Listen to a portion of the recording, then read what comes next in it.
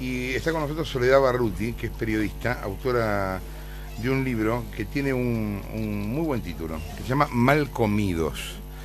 Y que tiene que ver con eso, con qué comemos. Vamos a charlar un rato con Soledad sobre ese tema. ¿Qué tal? ¿Cómo andás? ¿Qué tal? ¿Cómo estás, Jorge? Bien. Contame, ¿qué contás en Mal Comidos? En Mal Comidos cuento cómo el sistema productivo al que estamos apostando y que nos da nada menos que lo que comemos y lo que vendemos como país agroexportador de alimentos está generando muchos problemas que van desde la salud de los habitantes de nuestro país, la pérdida de fertilidad del suelo, la pérdida de trabajo, la pérdida de población rural activa dentro de su tierra, la pérdida de, obviamente, poblaciones indígenas que están siendo absolutamente masacradas por la apuesta a este solo modelo.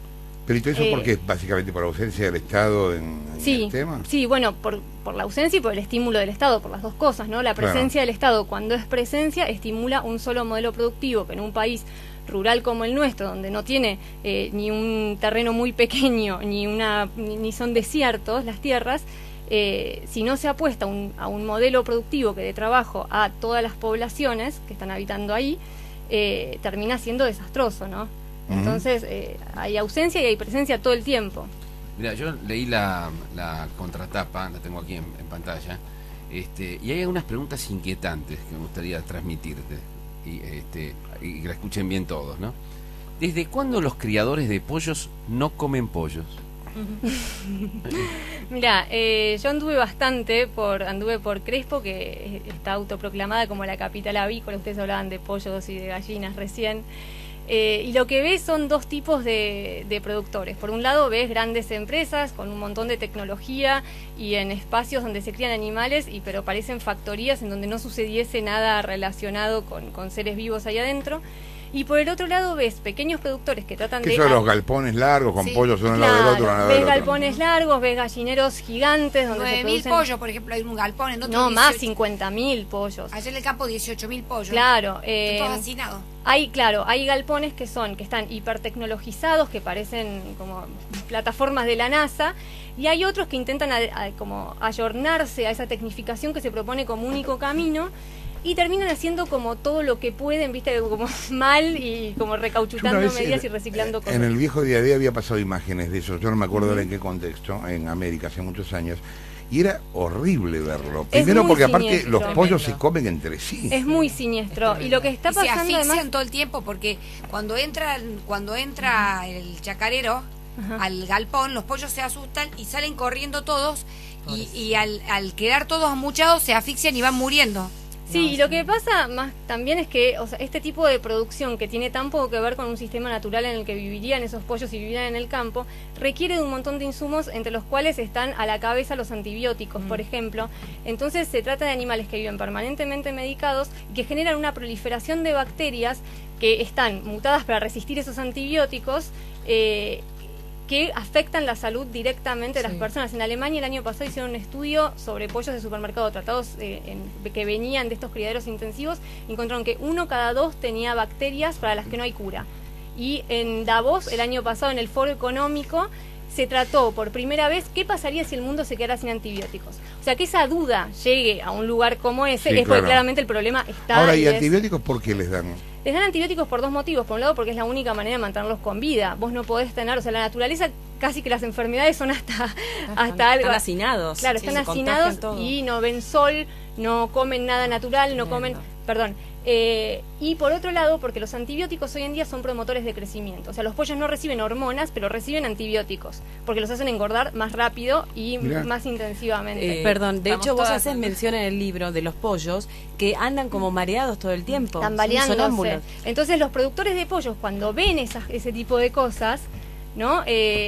Hay algunos que están, no sé, los empresarios y demás tienen casi como la vista acostumbrada a eso que ni siquiera ven como animales. Ahora, los tipos que trabajan todo el día con eso, ven que sospechan de eso que está pasando. Su trabajo es recoger animales muertos. O sea, yo entré a galpones donde había como una montaña de pollos muertos, Y después los otros pollos como durmiendo encima de la montaña, ¿viste? Pues los tipos tienen que dedicarse a sacar los pollos muertos. Pero como terminan acostumbrándose a esas condiciones de vida... No como nunca más un pollo, vos No, sos consciente. Yo tengo un dato, ahí, que es eso realmente quería- muy De a interesante. uno, de a uno. Tengo un dato que les va a abrir los ojos con el tema de los pollos. Los tenistas no comen pollo antes de los partidos porque les da positivo el antidoping.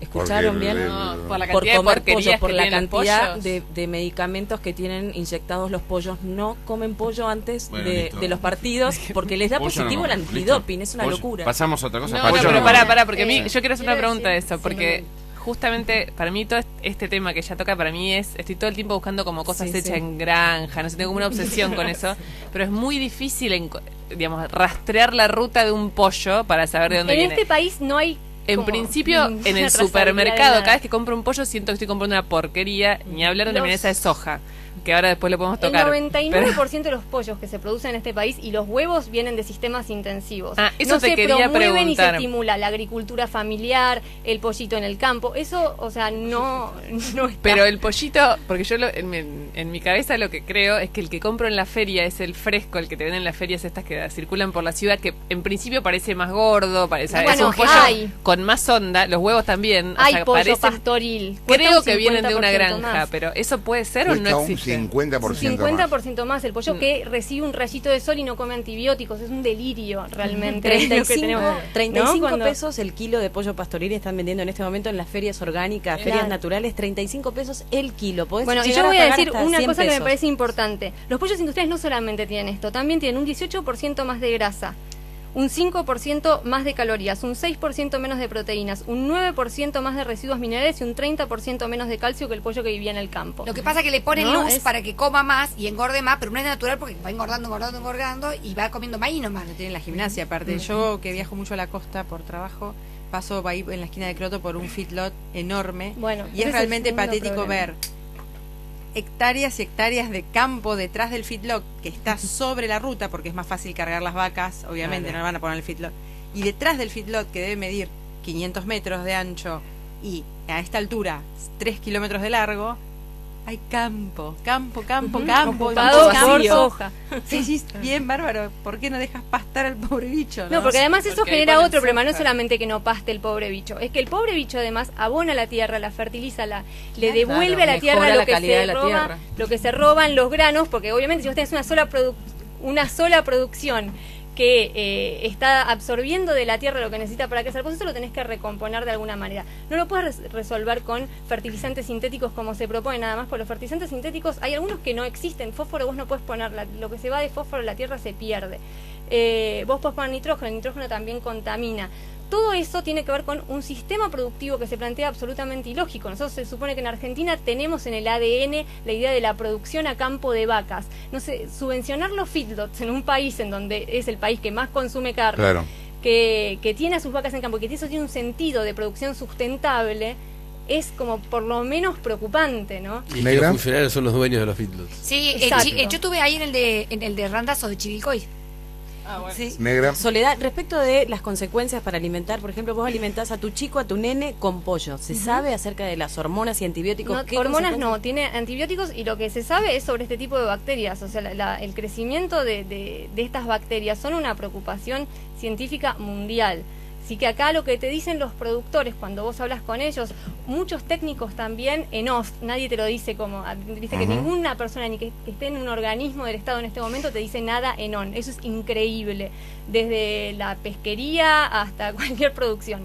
Ahora, lo que te dicen los tipos es, este boom del pollo está generando, y lo que se pide en el PEA como intensificación de esta producción para exportar y para convertirnos en una especie de productores magnánimos de pollos, se está haciendo sobre una plataforma en donde no hay ningún tipo de preparación para estos productores, en donde no hay un seguimiento de qué es lo que sucede. Yo entré a las producciones de pollo como Pancho por mi casa, o sea, sin ningún tipo de nada. Yo podía tener cualquier cosa, cualquier Cualquier enfermedad, enfermedad. cualquier cosa que les transmitía esos pollos. Entré con perros, o sea, y me pueden decir, porque había un productor ahora que me decía, no, porque vos no entraste a los más tecnificados. Entré a los más tecnificados también, en donde hay una paranoia obviamente absoluta, que entre cualquier cosa, cualquier agente que puede traer una enfermedad. Pero de todos modos, los medianos y los pequeños no dejan de ser producciones de las que recibimos la comida. Son lugares en donde salen 15.000 pollos por semana, entonces no son tan pequeños. Claro. Es un O sea, montón. no hay manera de comprar un... Nicolás me deja siempre sin retorno, perdón. No hay manera de comprar un pollo que sea criado en una granja hoy. Y sí, tenés pollos pastoriles a ese precio. Pero porque ¿en dónde los En compras? un y en las museo. ferias. Por eso, no, pero en serio te digo. En las ¿por qué ferias, no? en las ferias de orgánicas, productores. ¿no? En las ferias. Hablen de a uno, por favor. En las ferias de productores y esas cosas, sí. Soledad, la gente que trabaja en esos lugares, ¿come esos pollos? No, claro, los productores estos que yo estoy diciendo me mostraban que producían en un rinconcito de sus establecimientos Su pollo, claro. A lo que ellos sabían, porque además estos tipos no es solamente, o sea, la integración de los pollos que se celebra como la panacea de la producción, del sistema productivo, que es una empresa te contrata a vos que tenés un campito y te dice, vos acá pones un galpón, nosotros te damos el pollo, te damos el alimento, te damos el gas, pasa un veterinario cada tanto tiempo, vos tenés que retirar el pollo muerto y procurar que siempre tengan comida y agua. El pollo muerto no es un detalle, todo el tiempo se mueren animales en estos lugares que se descartan. Pero igual y es lo comida boletean al descartada. pollo, no hace falta. ¿Eh? Lo boletean al pollo, no hace Después falta. cuando pasa el frigorífico. Pero ¿no? no, pero no Por es que se eso. mueran por un No, problema. que Vos, se vos mueran lo que decís es que los naturalmente. tipos te dan pollos muertos y aparte quedan algunos vivos y a eso lo boletean, digamos. ¿Eh? No, lo que yo digo es que los pollos se mueren como de infarto, de comer excesivamente, de No te los tener dan, frío. esos te pollos no te los dan. esos pollos van a un Esos pollos se pozo. mueren porque son un error del sistema de Claro. producción. Esos no te los dan. No, No, descuento. no te los dan. Les Nosotros- cuento que no. No, bueno, nosotros- perdón, vos lo decís con mucha seguridad, yo no estaría tan seguro. Pero Mira, bueno, a esos pollos les pasan los perros por al lado con hambre y no se los comen. yo creo que los revoleos mezclan perro, pollo, cualquier cosa. Ratón. ¿Saben? ¿Viste? Nosotros con el colegio una vez fuimos a una granja de estas porque los nenes estaban viendo cadenas de producción y los llevamos a ver una granja de pollos. Y fue realmente patético porque cuando entramos en un lugar habían llegado justo ese día 50.000 pollitos y veíamos a los pollitos aplastados contra la reja, muertos con la cabecita para afuera y los nenes se la pasaron llorando, nos tuvimos que ir Ay, qué porque era horror. espantoso. Sí, tremendo. Bueno, Bueno. pero hay cosas dentro de este sistema que me parece que No son como nunca más todavía pollo, peores, pasemos claro. a otros alimentos. No, no te queda nada. ¿Qué hay detrás? Un momento. ¿Qué hay detrás de cada delicado plato de sushi? Detrás de los dedicados platos de sushi. Contáselo a estos hijos de puta que se la pasan comiendo sushi todo No, el día lo gratis. que pasa es que hay una cosa terrible, que es que el salmón, de repente nosotros empezamos a recibir, no comemos pescado. En nuestro país los pescados se están llevando los chinos, que viene como moneda de cambio para acuerdos políticos. Ahí hay un montón de buques chinos apostados que están llevando el calamar, que están llevando un montón de cosas. En el medio de eso, nosotros aumentamos nuestro consumo de sushi. Si realmente hay sushi en Acampopa, hay sushi de todo tipo. Ese sushi, esa proliferación de pescado, no tiene que ver con una generosidad excesiva de la naturaleza y de repente se puso a reproducir salmones. Tiene que ver con un sistema de cría intensiva de pescado en Chile muy similar a la del pollo.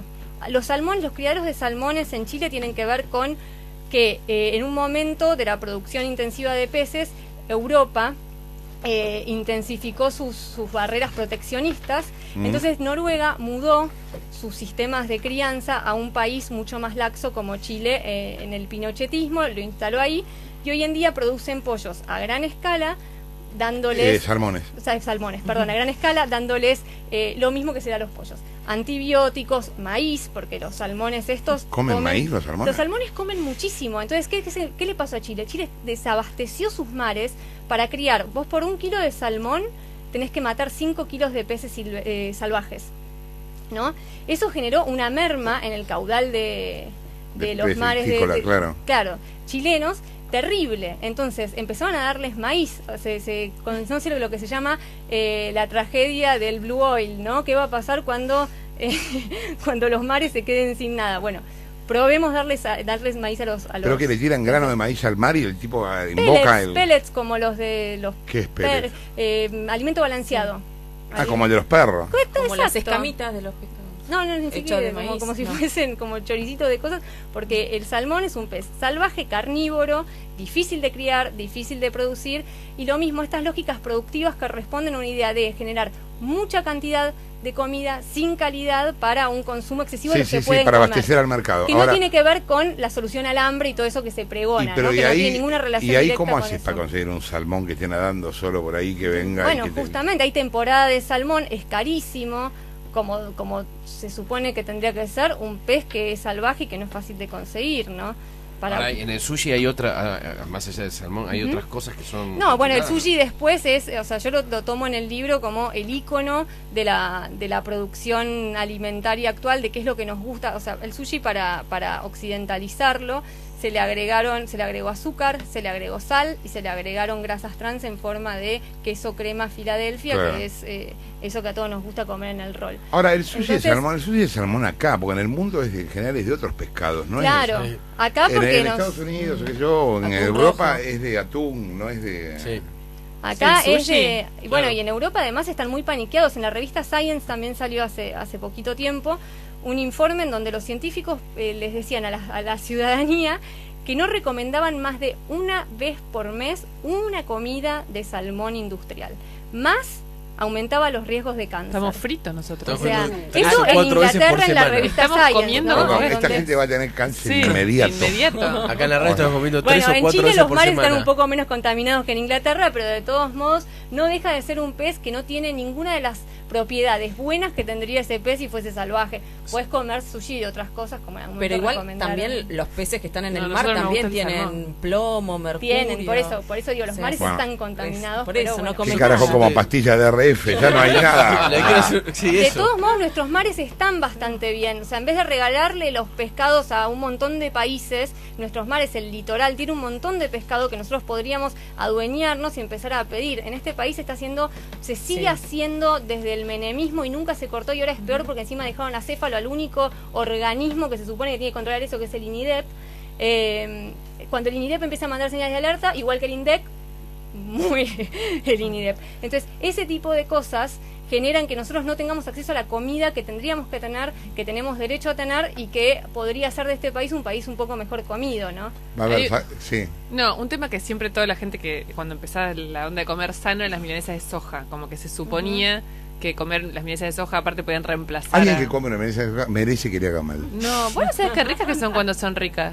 Yo creo que alguien que come una milanesa de soja se lo merece. No, vas Merece a empezar a etiquetarse. comerla y vas a ver que Ni te va a en gustar. pedo, voy a comer, parece una zapatilla. Te la vamos a traer y no te vas a dar cuenta y la vas a comer. No, acá deberíamos comer Pero para- milanesa de carne y carne que no sea de feedlot. Eso ni hablar. O sea, Pero deberíamos tener derecho a comer carne que no sea de feedlot. Pero es cierto que la milanesa de soja tal cual está planteada ahora también es, o sea, a mí tengo muchos amigos que están como esta movida muy orgánica, que me dicen no comas más milanesa de soja porque toda Por la soja la soja está transgénica. tan alterada porque es transgénica que es una porquería. Qué sé yo. ¿Viste? Yo no hago Así una que llegaste, escudriñe de ese tipo de alimentos, pero No, pero me ¿qué, parece que qué la pasa soja con tiene otros qué problemas pasa como con más graves en este momento. con el glifosato?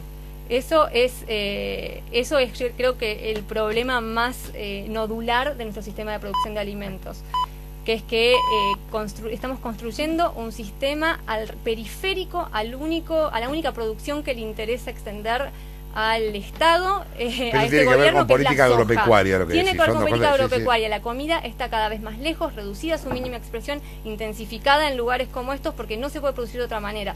En el censo de 2002, el censo agropecuario, el único que salió a la luz porque el 2008 fue escondido, hablaba de 200.000 campesinos menos en el campo. Esos son 200.000 personas menos. En el 2002 la soja crece a un ritmo más o menos de 800.000 hectáreas por año, o sea que estamos hablando de la prehistoria.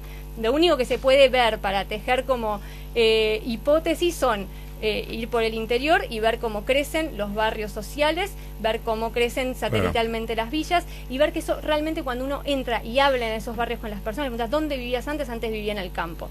¿Qué hacías antes? Antes era, no sé, era jornalero, trabajaba con el algodón, trabajaba en el hacha, trabajaba en otras cosas. Hoy en día, no. Mensaje, lluvia de mensajes, es impresionante la gente que está escribiendo. Uno chiquitito nada más, el de Sebastián, que dice: me estoy haciendo en este momento un pollo hervido, muchas No, gracias. hace algo, tirarlo a la mierda. ¿Todavía sigue hablando, Cristina? Sí. Ah, Sí, está Sigue bien. monologando en el No, diálogo. con es los- interesante porque el concepto de diálogo del gobierno empezó hace 40 minutos y está Cristina hablando. Sigue hablando sola. Bien, darle una pata de pollo y seguimos. En un segundo venimos. Estamos con Soledad Barruti. Estamos charlando con Soledad Barruti, que es periodista, autora de Mal Comidos, que, bueno, nada, habla de eso, de qué comemos y por qué. Y ya nos desalentó con respecto a un montón de alimentos y uno empieza a explicarse por qué ella es tan flaca. Básicamente. Básicamente. No como nada. Nico. Yo quería, ¿qué cena esta noche?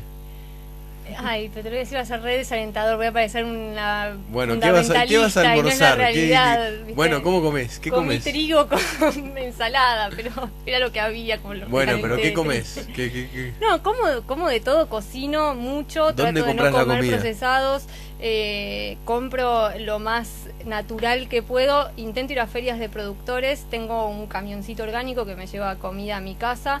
Cuando te pones a ver, las verduras y las frutas de estación no son comparativamente tanto más caras, eso es verdad también, o sea, lo orgánico es más caro, pero no en cosas de estación tanto. Trato de buscar alternativas dentro de las pocas que hay. Acá hay una pregunta también que dice, ¿cuáles son los ingredientes secretos en los alimentos procesados? Bueno, los ingredientes secretos son bastantes. Uno de los que más nos está afectando en este momento es el jarabe de maíz de alta fructosa, que es un endulzante que está en la mayoría de los alimentos procesados, es un producto que viene del maíz y que nuestro cuerpo metaboliza de un modo terrible, lo metabolizamos como si fuese alcohol, se termina pegando como grasa en los órganos vitales y es el responsable de la epidemia que hay de obesidad, de diabetes, de bastante alineado a los problemas cardiovasculares, porque si se pega grasa a los órganos vitales, el corazón es uno de ellos. ¿Y en qué alimentos se usa eso? Y se usa muchísimo en los jugos, en las gaseosas, en los aderezos, se usa en las galletitas, en todo lo que está procesado, porque tiene una cualidad que es increíble, que es que te inhibe la comunicación entre una hormona, que es la leptina, que es la que te dice basta, como comiste demasiado, y el cerebro. Entonces te da ganas de seguir comiendo. Entonces es absolutamente funcional a la producción industrial y a la gran necesidad de vender comida. Pues es que ¿no? a mí me llamó la atención escalas. en un momento en el que por razones médicas empecé a interesarme el tema de la sal, darme cuenta que en verdad todos los alimentos tienen sal. Todo. Sí, las Y galletitas. que en eso la humanidad no cambió, porque a lo largo de la historia los alimentos se conservaban en sal, Claro. cuando no había heladeras, Bueno, digamos. hoy en Y día, hoy es claro. igual. Entonces, de golpe, las gaseosas tienen sal. Tienen sal. Hay un montón de cosas que uno dice, no, esto no puede tener sal, y Las tiene. galletitas dulces tienen sal. Claro. Sí, todo tiene sal, un poco también para tapar la falta de gusto que tendría si vos comieses ese alimento solamente químico, ¿no? Porque en realidad es una textura, es una composición, no es un alimento. Ahora, somos un país que avanza trágicamente en un aumento de obesidad infantil. Somos el país, según la OMS en 2010, dijeron el país con más obesidad infantil de niños menores de 5 años, un país en donde la ¿Del diabetes... mundo? Sí. Más que Estados Unidos. Perdón, de América Latina, no, de América ok. Latina. No, porque Estados Unidos es un problema grave. No, de América Latina igual, es un problema Sí, grave. sí, es una América locura, Latina claro. Sí. es un lugar bastante grande, una región bastante grande. Entonces, es un problema de salud pública, es un problema económico también de todos, y es un problema que no se está atendiendo realmente como tendría que atenderse, porque vos qué tenés que hacer como Estado. El Hospital de Clínicas sacó el año pasado un informe alertando a la población sobre esto, sobre que somos el 7º consumidor mundial de jarabe de maíz de alta fructosa y que está presente en todos los alimentos que comemos y que eso está generando más índices de diabetes tipo 2, que es la diabetes adquirida, Sí. y que está generando todo este tipo de problemas con los chicos que no son dueños de lo que comen, pobrecitos, pues están todo el día estimulados con publicidad, marketing y todas esas cosas, ¿no? Esta es la primera generación en Estados Unidos que los hijos van a vivir menos que los padres. Y Van a eso, vivir sí. 10 años menos que los padres por el tema de la obesidad y la comida chatarra. Otra pregunta inquietante. ¿Qué peligro se esconde una ensalada? Y ahí Ya si volvemos, llegamos a la ensalada estamos perdidos. y ahí ¿Sí? volvemos ¿Qué a hago? qué Tomo pasa en el acheto campo, balsámico ¿no? solo, con aceite, Solos. en una copa. ¿Qué Orgánico. carajo tomo? Agua.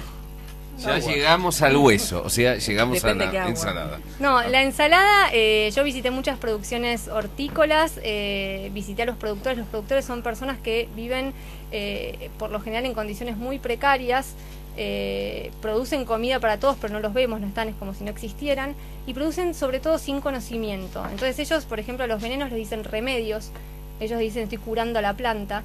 Y obviamente cuando uno quiere curar algo que le tira mucho, le tratás de como de curarla bien, ¿no? Pero los tipos te dicen, nosotros tratamos de tirarle lo más que podemos.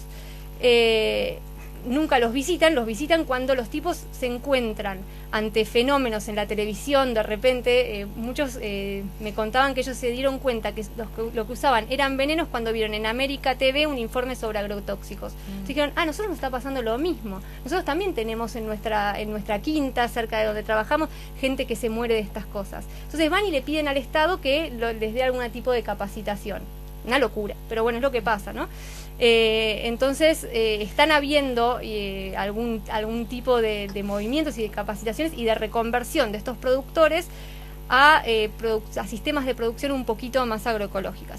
El asunto es que cada vez que hay algún científico preocupado, una ONG o lo que sea, que se involucra dentro de las frutas y verduras que nos llegan a la mesa diaria y los analiza, encuentra siempre residuos de plaguicidas que no están permitidos, que están por encima de lo permitido y que terminan siendo asesinos para la población, ¿no? Porque a vos te induce a una contaminación crónica, a una intoxicación crónica que despacito va golpeando tu ADN hasta que un día lo derriba y tenés una enfermedad. Es así como funciona esto. ¿Y de dónde cargo saco una lechuga que no me envenene? Bueno, lo que habría Orgánica, que hacer justamente tu es balcón. pedir que haya controles efectivos y constantes dentro de las huertas, que haya capacitaciones, que haya un Estado que se haga Pero presente mientras ahí. tanto, La ¿qué otra, carajo como? yo te digo, Y es vas una desgracia a que la- tenés que ir a un mercado orgánico. El tema también es cuando uno se plantea más allá de eso, ¿no? ¿Qué te pasa? Porque vos vas al hospital de niños y en el hospital de niños no van a ir a comprarles comida orgánica. Y entonces, cuando vos te das Sí, cuenta sí. que eso llega más allá de tu propio consumo, y te encontrás también al mismo tiempo otros países que sí están haciendo algo al respecto, ¿no? Brasil, por ejemplo. Brasil no es la panacea, yo soy mucho más ambientalista que para querer aplaudir a Brasil, ¿no? Pero Brasil le va a dar a los comedores escolares del Estado comida orgánica. Introduce Bien. eso. ¿Por qué? Porque incentivó la agricultura familiar a pequeña escala, porque puso millones de dólares ahí, porque erigió un ministerio y porque de repente ahora hay una producción sustentable y el Estado se volvió comprador y estimulante de eso. Cuando decís cómo puede estar de esa manera también, ¿no? Ahora, Brasil no tiene como esta marca de pollo, no me acuerdo el nombre, Sí, pero bueno, que por es eso la te mayor digo, productora Brasil mundial del pollo basura. O Sí, sea, sí, es- por eso te sabía. digo, Brasil tiene las dos cosas, Esa. pero ¿Y acá quién es el organismo estatal que tiene Senasa. el SENASA? sí. Que Uno depende de los del- organismos del que ministro. la Auditoría Nuestro Nacional, amigo. la Del- última auditoría que sí. se hizo sobre ese organismo, específicamente hablando sobre agroquímicos, dice que está como absolutamente poco en tema, para decirlo de alguna manera, ¿no? Depende Como- del Ministerio de Agricultura del Claro. amigo Jaguar. Que no, claro, que no se realizan los controles, que se realizan controles con softwares obsoletos, que no saben lo que hacen y que los que hacen Ahora, algo lo hacen mal. ¿Cómo se te ocurrió escribir este libro? Venía con una gran intriga, me gusta comer, en mi familia nos gusta mucho cocinar, mi madre es médica, siempre se habló de la comida como algo que te puede dar algo bueno o te puede dar algo malo, y yo soy un poco adicta a los documentales y a la gran proliferación de material que salió afuera en los últimos años, investigaciones periodísticas súper interesantes, que se encargaban de desentrañar justamente esto, qué hay detrás de los alimentos y cómo podemos cambiarlo. Y bueno, y me propuse ver qué pasaba en nuestro país, porque todo terminaba en, bueno, pero pasa en Estados Claro, Unidos, Estados bueno, pero pasa en Claro. no sé dónde. Bueno, ¿y acá qué? Y acá me encontré con una realidad, en algunos casos todavía contenible, en otros casos Ahora es un lamentable, libro y peor. gigantesco, un trabajo de mucho tiempo. Sí. ¿En qué te cambió este trabajo? Me ¿En que cambió... dejó de comer? No, me cambió en una... ¿Eras en- más gorda vos antes? No. Me cambió en una, justamente en donde termina la pregunta más importante que todos nos hacemos, que es ¿ahora qué como? Me pareció que había una segunda pregunta y es ¿cómo podemos hacer para modificar este sistema estructuralmente? Porque yo, como una persona con recursos económicos, con algún tiempo, lo que fuere, puedo procurarme comida un poco más sana yendo a estas ferias y demás. Ahora, cuando te pones a pensar el desastre que está generando estructural este sistema de producción de alimentos, decís, esto no hay que cambiarlo solamente desde el consumidor. Esto no es Estados Unidos, donde un tenedor es un voto. No somos un país que vaya a generar esa modificación, porque somos un país agroexportador de alimentos. Entonces, la mejor comida se va afuera. Hoy en día la mejor carne argentina se come en Londres, no se come más acá. O sea, vos para comer carne y saber que es carne de pasto y que fue bien criada, tenés que ir a comer al Hotel Alvear, al Palacio Dubó o a Sucre. Es así. Es terrible. Es así. Hay un montón de mensajes, Soledad. Así es, Lucas dice, preocupa lo de los pollos, pero todos saben cómo se hacen las salchichas o los fiambres en general. Bueno, pero eso si está tenés fuera de algo la para- discusión, claro. Sí, Ya imagínate. son ¿Fuiste embustes. a fábrica de No, salchichas? no fui a fábrica de procesados, no me bastó con lo que veía en el campo. Sí, ¿no? ¿Y las latas de atún, por ejemplo? Y tampoco. La lata de atún, la verdad que no me ¿el atún no nace en una lata directamente? El atún de lata tampoco Yo vale. pensé que estaba en el mar adentro. Desentrañar todo Así ese tipo de como los alimentos, huevos, o sea. las gallinas ponen huevos, el Claro. pescado pone latas. latitas. Gastón dice, ¿cómo se llama el libro? ¿Tiene algún El site libro para...? se llama Mal Comidos. Ajá, dice, estoy en el Chaco y hay cosas que no nos llegan, me gustaría Bueno, leerlo. el Chaco tiene mucha importancia en el libro. A mí una persona que me cambió muchísimo encontrar fue un tipo que vivía en La Banquina, al lado del campo donde había vivido hasta que la soja llegó y le dijeron, señor, no lo necesitamos más, hasta luego. Se fue con toda su familia aceptó el plan social y el tipo quedó varando ahí, boyando por la nada hasta que dijo, no, mi lugar es este, y entonces se fue a mudar al otro lado del alambrado y cuelga su ropa donde antes vivía, ¿no? El Chaco es una provincia trágica y tremenda en todo lo que están haciendo. El desastre que se está generando en el Impenetrable, el desastre ambiental que vamos a generar, los suelos del Impenetrable que hoy en día se cultivan con soja, con maíz y con cosas que no tienen nada que ver, habiéndolos deforestado previamente, no van a tener más de 10 años de vida. Entonces, de vida útil, después van a quedar desiertos ahí. Esos desiertos no son desiertos como el Sahara, donde van a pasear personas con turbantes. Van a ser lugares inundables donde solamente se van a criar enfermedades, de estas enfermedades tropicales que después van a llegar a todos en forma de epidemias.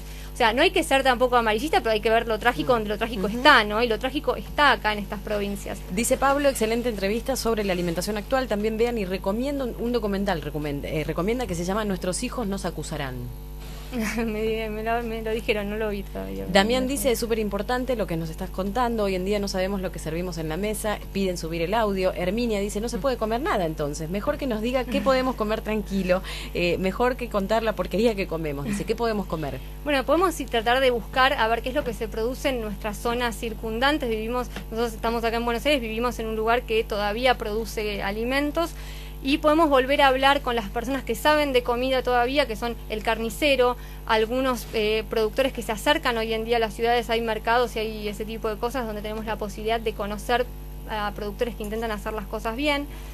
Sigue siendo más caro, pero es una alternativa y sí o sí me parece importante volver a la cocina para saber lo que estamos comiendo. Conocer un tomate es importante, porque el tomate que nos ofrecen en la verdulería larga vida es un tomate que tiene muchísimos menos nutrientes si es que no tiene... Y no tiene gusto. Y no tiene gusto. ¿Por qué no tiene gusto? No tiene gusto porque no tiene vitaminas y antioxidantes, que es lo que le da el gusto a las cosas. O sea, las vitaminas son lo que le da el gusto, los antioxidantes son lo que le da el gusto y son... Se va enojando, ¿viste?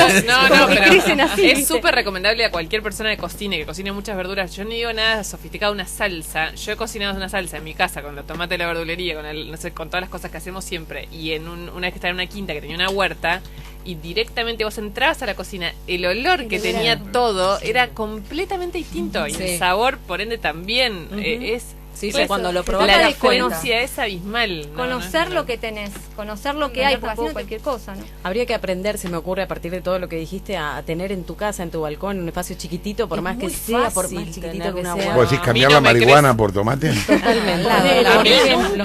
nunca me germinó Por el una poroto. lechuguita. Nunca. Por O sea que soy incapaz. Parece impresionante. No. Soy De a uno, incapaz de a de uno. hacer crecer una planta. Dale. Con el tema de las verduras frase del día. es muy importante concientizar a los chicos. Los chicos están tan acostumbrados a ver la comida en cajas y en latas que no saben de dónde viene. Yo sigo a un chef inglés que le ganó un juicio a McDonald's Sí, por Jamie Oliver. Jamie Oliver, que es un genio. Fue a un colegio con verduras y le preguntaba a los chicos, ¿qué es esto? Con un tomate en la mano, y le dicen, una papa. No sabían. Y creen que comer verduras es comer papas fritas.